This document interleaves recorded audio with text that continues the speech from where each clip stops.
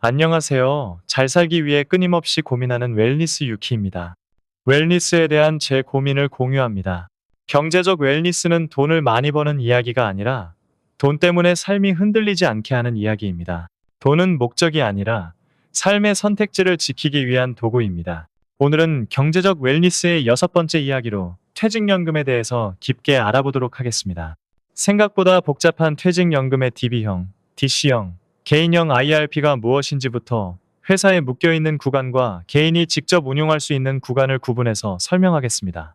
실제로 IRP를 어떻게 운용하고 나중에 연금으로 받을 때는 어떻게 받게 되는지까지 필요한 핵심을 다루겠습니다. 세부 규정과 세율은 바뀔 수 있으니 영상에서 제시하는 구조를 먼저 이해한 뒤 본인 상황에 맞는 최신 기준을 반드시 재확인하시기 바랍니다. 퇴직연금 제도 개괄.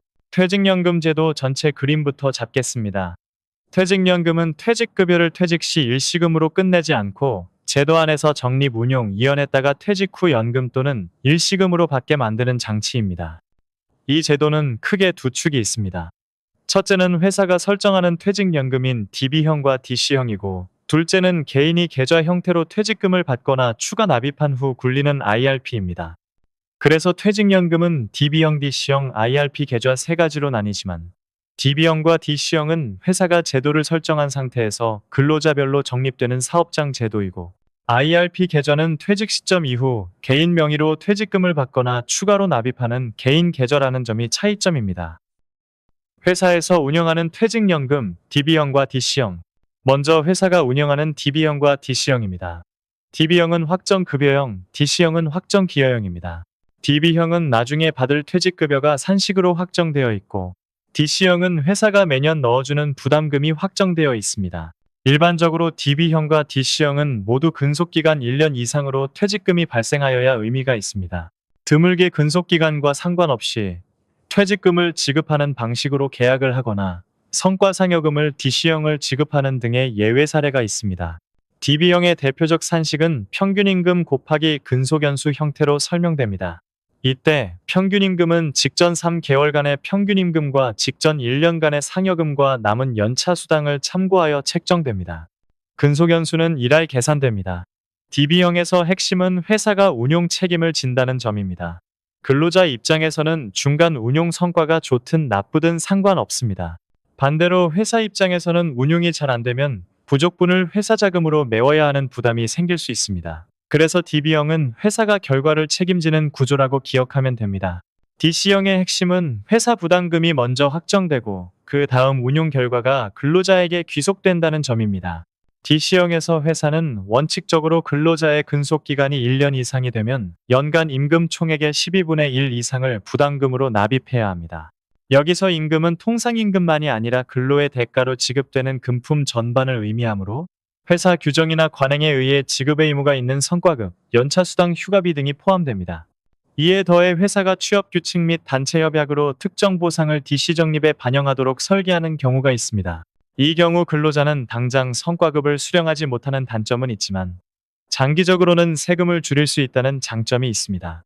DC형에 납입된 부담금은 회사가 계약한 금융사에 따라서 가입할 상품의 선택지가 주어지는 경우부터 증권사 앱을 통해 근로자가 직접 운용할 수 있는 자유를 주는 것까지 다양한 방식으로 운용됩니다. 이때 사전에 지정된 상품이 있으며 근로자는 주어진 선택지 안에서 운용 방식을 변경할 수 있습니다. 그리고 이에 대한 운용 책임은 근로자에게 있습니다. 대부분은 원금 보장형 상품을 통해 안정적으로 운용하고 있으나 사람에 따라서는 ETF나 채권을 매수할 수 있고, 이 경우에 가격 하락에 의해 퇴직금이 줄어드는 일도 발생할 수 있습니다. 여기서 중요한 포인트는 DB형과 DC형은 모두 아직 회사에 귀속된 제도라는 것입니다.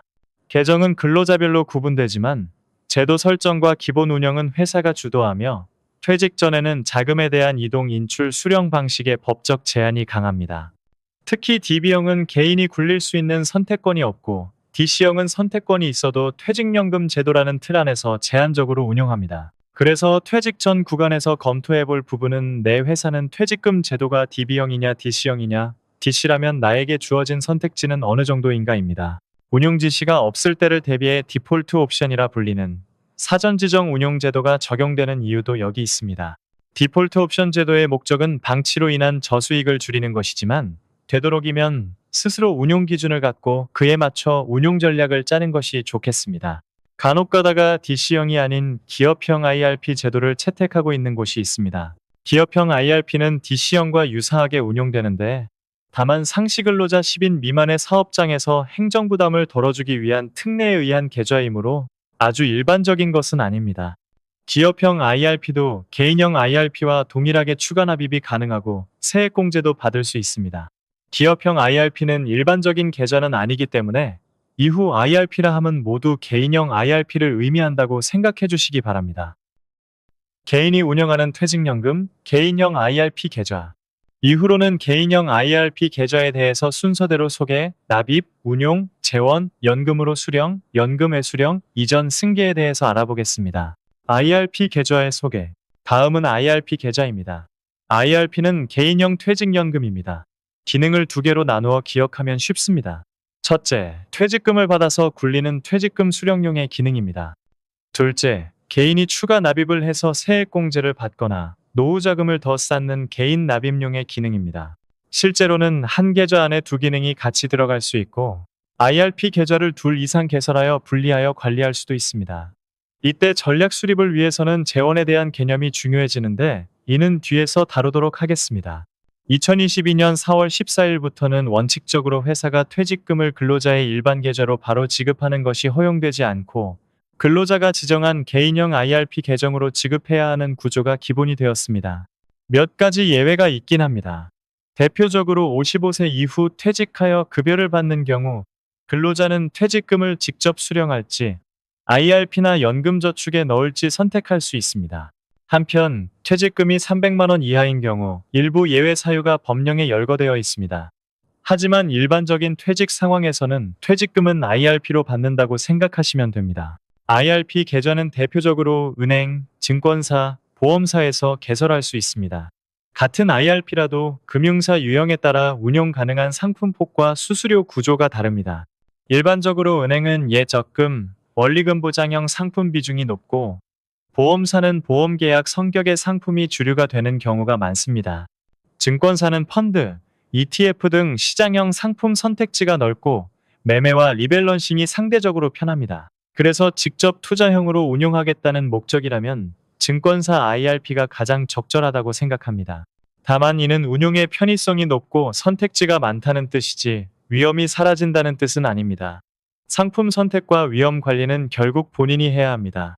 IRP 계좌는 개설 계좌 수에 제한이 있습니다. IRP는 한 금융회사에서 한 개만 개설할 수 있습니다. 대신 서로 다른 금융회사라면 각각 한 개씩 복수 개설이 가능합니다. 이를 이용해서 재원에 따라 IRP를 두 개로 나눠 쓰는 전략을 실현시킬 수 있습니다. 재원에 대한 개념은 뒤에서 다루도록 하겠습니다. IRP 계좌의 납입. IRP에 돈이 들어오는 경로는 네 가지입니다. 첫째로 퇴직 시 DBDC에서 발생한 퇴직급여를 IRP로 이전해받는 방식이 있고, 둘째로 개인이 추가로 납입하는 방식이 있습니다. 퇴직금을 IRP로 받는 방식은 일시금으로 받는 퇴직금을 연금화시키기 위한 제도적 변화에서 생긴 방식이라면, 개인이 추가 납입하는 방식은 세액공제 등의 혜택을 주어 개인 스스로 연금을 키우는 것을 유도하는 방식입니다. 셋째로 ISA 계좌로부터 이전하는 방법이 있는데, 이는 ISA 계좌를 다룰 때 설명하고 여기서는 무시하도록 하겠습니다. 넷째로 다른 계좌에서 이전되는 방법이 있습니다. 만약 IRP 계좌가 둘 이상이라면 IRP 간에는 이전이 가능합니다. 그리고 만 55세가 넘으면 연금저축에서 IRP 계좌로 이전이 가능합니다. 개인 추가 납입은 연금저축과 합산해 연간 1,800만 원까지 납입할 수 있는 한도를 갖습니다. 그리고 이 추가 납입 중 일부는 세액공제 대상이 됩니다. 세액공제 한도는 연금저축과 IRP를 합산해 총 900만 원이며 실무적으로는 연금저축 600만 원 더하기 IRP 300만 원 조합이 흔합니다. 세액공제율은 소득 구간에 따라 달라집니다. 근로소득만 있는 경우 총급여 5,500만 원을 기준으로 하고 근로소득 외 소득이 있거나 사업을 하는 경우는 종합소득 4,500만 원을 기준으로 합니다. 기준 금액 이하에서는 16.5%를 세액공제하며 기준 금액을 초과할 시 13.2%를 세액공제합니다. 예를 들어 총급여 6천만 원인 사람이 900만 원을 IRP 계좌에 추가 납입하고 연말정산에서 세액공제에 대한 서류를 제출하면 118.8만 원을 세액공제 받게 됩니다. 이때 세액공제를 받을지 여부는 개인의 선택이며 전략에 따라서는 세액공제를 보류하고 있다가 상황이 바뀌면 5년까지 뒤늦게 수령하는 경정 청구를 활용할 수 있습니다. IRP 계좌의 운용. 다음으로 IRP 계좌의 운용에 대해 알아보겠습니다. IRP과 DC형 퇴직연금에서는 위험자산 투자 비중이 원칙적으로 70%를 넘지 못하도록 제한됩니다. 다른 말로 하면 최소 30%는 안전자산으로 편입해야 하는 구조입니다. 여기서 안전자산과 위험자산의 구분은 제도상 분류와 금융사 상품 분류에 따라 달라질 수 있는데 대체로 적금, 원리금 보장형, 국채 채권형 등은 안전자산으로 분류되는 경우가 많고 주식형 펀드, 주식형 ETF 등은 위험자산으로 분류되는 방식이 흔합니다. ETF 중에서도 보유하고 있는 종목에 따라 분류가 달라질 수 있어 각각 ETF별로 알아봐야 합니다. 중요한 포인트는 위험자산에 투자하여 높은 수익률을 목표하는 경우에는 안전자산 30% 제한 때문에 수익률이 제한될 수 있다는 점입니다. 이 제약 때문에 현실적으로 많이 쓰는 구조는 예를 들어 나스닥 100 추종 ETF를 70%로 두고 미국 우량 기업과 채권이 섞인 혼합형 ETF나 채권형 ETF를 30%로 두어 안전자산 요건을 충족시키는 방식입니다. 이 전략의 장점은 규정을 지키면서도 장기 성장 자산을 보유할 수 있다는 점입니다. 미국 지수 투자를 으뜸으로 생각하는 투자자의 입장에서는 이러한 배분이 그나마 최선이라고 생각됩니다. 한편 IRP 계좌에서는 레버리지 인버스 ETF 종목을 매매할 수는 없게 되어 있습니다. 이 점은 레버리지 인버스 ETF 종목을 매매하여 수익률을 조금 더 극대화할 수 있는 ISA와의 차이점이 됩니다. IRP 계좌의 재원. IRP를 이해하는 데 중요한 개념으로 재원이 있습니다. 어디서부터 기원한 돈인지에 따라 세금이 달라지기 때문에 재원을 분류할 줄 아는 것은 중요합니다. 대표적으로 퇴직급여에서 넘어온 퇴직재원, 개인이 추가 납입한 금액 중 세액공제를 받은 재원, 개인 납입이지만 세액공제를 받지 않은 재원, 운용수익으로 나뉩니다. 이때 주의하여야 할 사항은 원래부터 매매 차익에 세금이 부과되지 않는 국내 주식형 ETF더라도 연금저축에서 수익을 내면 운용수익으로 분류되어 세금이 발생한다는 점입니다. 괜히 내지 않아도 될 세금을 내게 될 수 있으므로 연금저축에서 국내 주식형 ETF를 매매하는 것은 권하지 않습니다. 이 재원별로 나중에 연금으로 받을 때의 과세 방식과 연금 외로 받을 때의 불이익이 달라집니다. 만약 이 재원들이 한 계좌에 섞여 있다면 어떤 돈을 어떤 방식으로 빼는 것이 유리한지가 복잡해지고 관리가 어려워집니다.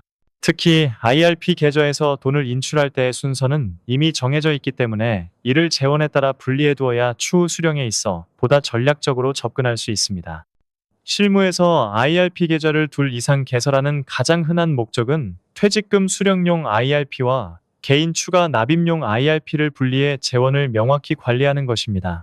예를 들어 퇴직할 때 받은 퇴직급여는 A금융사 IRP로만 넣어두고 연말정산 세액공제 목적의 개인 추가 납입은 B금융사 IRP로 따로 운용하는 방식입니다. 이렇게 하면 첫째, 재원이 섞이지 않아 추후 수령과세 판단이 쉬워집니다. 이에 대해서는 추후 실전 운용 전략에서 따로 다루도록 하겠습니다. 둘째, 만약 불가피하게 규모 있는 돈이 필요하게 되었을 때 그 금액이 IRP 두 계좌 중에 한 계좌에서만 중도 인출 또는 해지해도 되는 금액이라면 나머지 한 계좌의 금액은 계좌를 그대로 유지하며 계속 운용할 수 있습니다. 단, 한 금융회사당 IRP 한 개 제한이 있으므로 두 개 이상의 계좌를 원하면 금융회사를 달리해야 한다는 점은 꼭 기억해야 합니다. IRP 계좌의 수령, 연금으로 수령. 이제 수령에 대해 설명하겠습니다. 퇴직연금은 결국 어떻게 받을 것인가까지 생각해야 합니다. 큰 갈래는 두 가지입니다. 하나는 연금으로 받는 것, 다른 하나는 연금 외 수령입니다. 연금으로 수령하기 위해서는 충족해야 할 최소 기준이 있습니다. 연령이 만 55세 이상이어야 하며 개인 추가 납입 재원의 경우에는 가입기간 5년 이상 유지 조건이 있고 만약 퇴직금을 IRP에 이전받은 경우에는 가입기간 기준이 사라집니다. 연금으로 수령하기 위해서는 10년 이상의 기간 동안 분할하여 받아야 하며 이때 해마다 연금으로 수령할 수 있는 최대 금액은 공식으로 정해집니다. 연금으로 수령하는 금액은 연금 수령한도 계산식을 참고하여 결정할 수 있습니다. 연금 수령한도를 제한하는 것은 연금으로 받되 매년 너무 많이 빼서 사실상 일시금처럼 받지 말라는 취지의 장치라고 이해하시면 됩니다. 그래서 계좌평가액과 연금 수령 연차에 따라 연금 수령 한도가 계산되고 이 한도를 초과해 인출하는 금액은 연금의 수령으로 보아 불리한 세율이 적용될 수 있습니다. 특히 IRP 계좌의 경우 연금 회수령은 특별한 사유가 있거나 계좌를 해지하는 경우에만 가능합니다. 다만 연금 개시 11년 차부터는 연금 수령 한도에 상관없이 원하는 금액을 인출할 수 있습니다. 따라서 IRP에서는 연금 수령 요건과 연금 수령 한도 안에서 수령하거나 11년 차 이후 수령해야 세금에서 이득을 볼 수 있습니다. 세금은 재원에 따라서 다르게 매겨집니다. 만약 IRP 계좌에 개인 추가 납입을 하였으나 세액공제를 받지 않은 금액이 있다면 이 금액은 과세제외 금액이 되며 인출할 때에 세금이 과세되지 않습니다.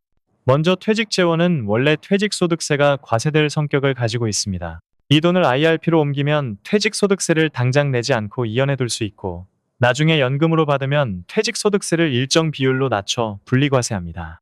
이연 퇴직소득세는 연금 수령 10년 차까지는 퇴직소득세율의 70%, 11년 차부터 20년 차까지는 60%, 21년 차부터는 50% 수준으로 과세됩니다.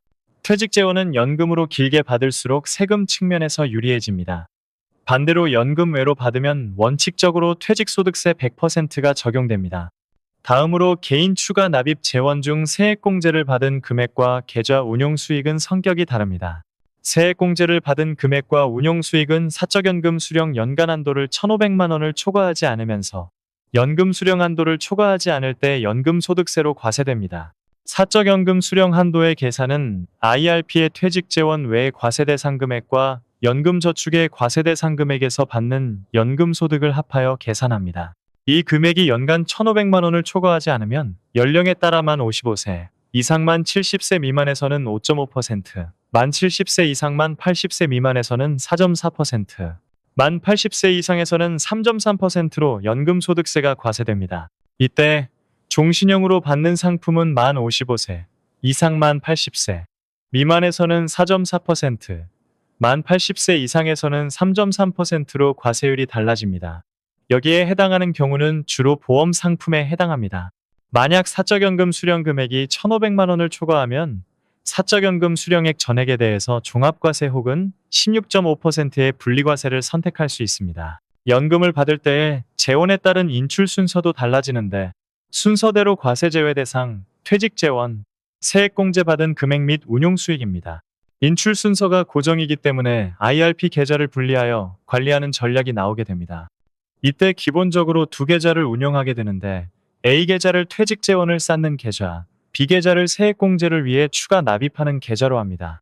만약 퇴직금을 수령하면 모두 A 계좌에 납입하도록 하고 B 계좌에는 추가 납입을 하고 세액공제를 받는다면 재원이 처음부터 분리가 됩니다. A, B 계좌 모두를 각각 운용하여 수익금이 생기면 추후에는 A 계좌의 재원은 퇴직재원과 수익금이 되고 B 계좌의 재원은 세액공제 받지 않은 납입금, 세액공제 받은 납입금, 수익금이 됩니다. 이때 A 계좌에서 연금 수령 시 퇴직재원이 먼저 인출되는데 이연 퇴직소득세는 납입기간에 따라 세율이 달라지므로 당장 돈이 급한 게 아니면 일단 최소 금액으로 만 55세가 되자마자 연금을 개시합니다. 그럼 시간이 지나가면서 세금 혜택을 받으면서 찾을 수 있는 한도가 늘어나다가 연금 개시 10년 후부터는 세금도 더 아껴지고 이제부터는 연금 수령 한도에 제한이 없어집니다. 이러한 이유로 A 계좌는 만 55세가 되자마자 연금을 개시하는 것을 고려하는 계좌입니다. B 계좌는 연금을 개시해도 되고 하지 않아도 되는 계좌입니다.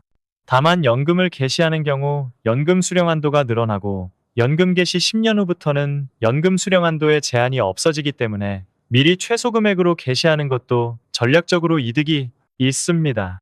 다만 연금 개시를 시작하면 추가 납입을 할 수 없으므로 추가 납입을 통해 세액공제를 하고 싶은 경우 연금 개시를 하지 않은 계좌가 적어도 하나는 있어야 할 것입니다. 한편 B계좌에서 연금을 인출할 때 과세제외 금액부터 인출되게 되므로 과세제외 금액이 너무 많으면 사적연금 1,500만 원의 한도를 채울 돈을 효율적으로 인출하지 못하게 되어 전략상 어렵게 됩니다. 따라서 전략상 비계좌에서는 과세 제외 금액을 최소화하거나 딱 세액공제 한도만큼만 납입하는 것이 좋습니다. 그래서 만약 IRP 계좌에 세액공제 이상의 돈을 납입하고 싶어 하는 경우에는 세 번째 계좌인 C계좌를 개설하는 것도 방법입니다. 그렇다면 A계좌에는 퇴직재원만 누적하고 B계좌에는 개인 추가 납입금 중 세액공제만을 목표한 금액을 납입하고 C계좌에는 개인 추가 납입금 중 세액공제를 받지 않는 금액을 납입하게 됩니다. 이때 B, C계좌에서 세액공제를 받는 재원을 확정하는 것은 세액공제를 받는 때에 하는 것이 아니라 연금을 개시할 때에 하게 되기 때문에 이러한 사실을 뒤늦게 알게 되었더라도 어느 정도는 대처가 가능합니다. IRP 계좌의 수령, 연금 외수령. IRP의 가장 주의하여야 할 특징은 돈을 꺼내기 어렵다는 제약입니다. 연금저축은 중도 인출이 비교적 자유로운 편이지만 IRP는 법에서 정한 제한적 사유 외에는 중도 인출이 금지됩니다.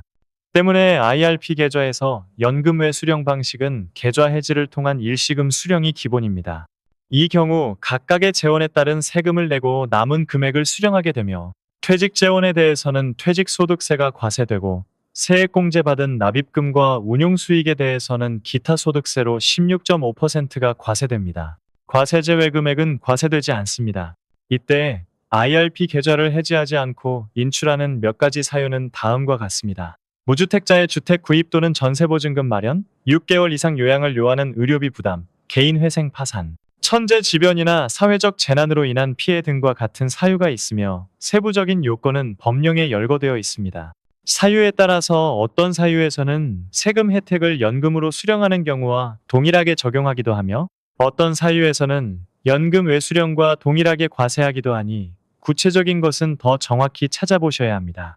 비슷하게 DC형도 중도 인출이 가능한 사유가 있으며 기준이 유사하지만 세부 내용은 약간의 차이가 있으므로 필요한 경우 더 정확히 찾아보셔야 합니다.